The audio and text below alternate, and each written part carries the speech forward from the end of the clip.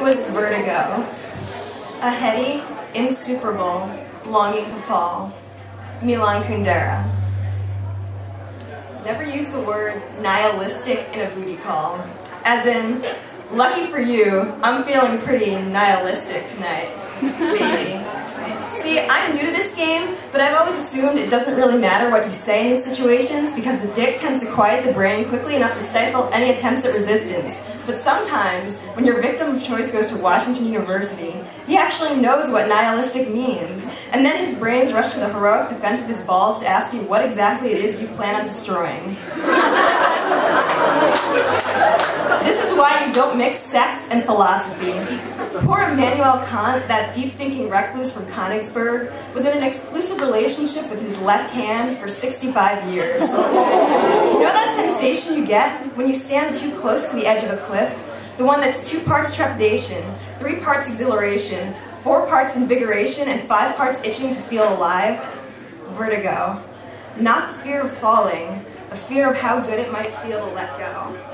But I didn't have any cliffs of moher here in this airless Midwestern summer, where the sluggish Mississippi swallowed our waist in its waters, and my thighs stuck to the seat of the train like a needy boyfriend, where adventure was a waking dream, and relief seemed like something the Tooth Fairy had been too goddamn lazy to hide under my pillow for years.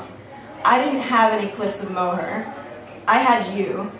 No ocean, no sheer face of rock, no waves of emerald grasses shivering towards the clouds, but equally cold, windy, and unfeeling.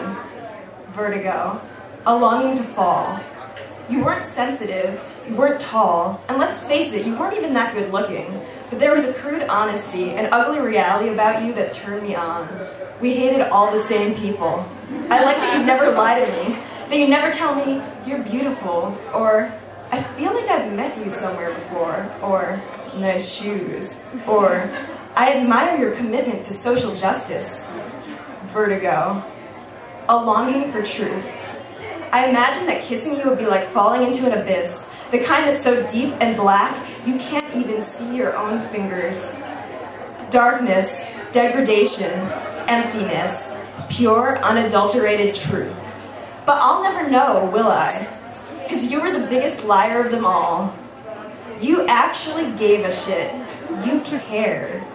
You with your paltry pickup lines and your long-distance girlfriend, your monstrous innuendos, and your sleazy late-night texts, all lined up in suits like corporate investors waiting to cash in on my self-loathing. It was all leading up to this moment, when I felt low enough to give myself up to you. Vertigo. The end of the road. But you couldn't, because you cared.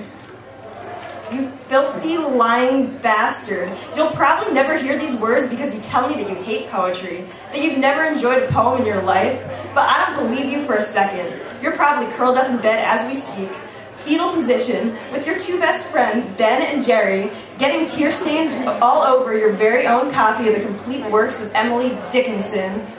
Pussy.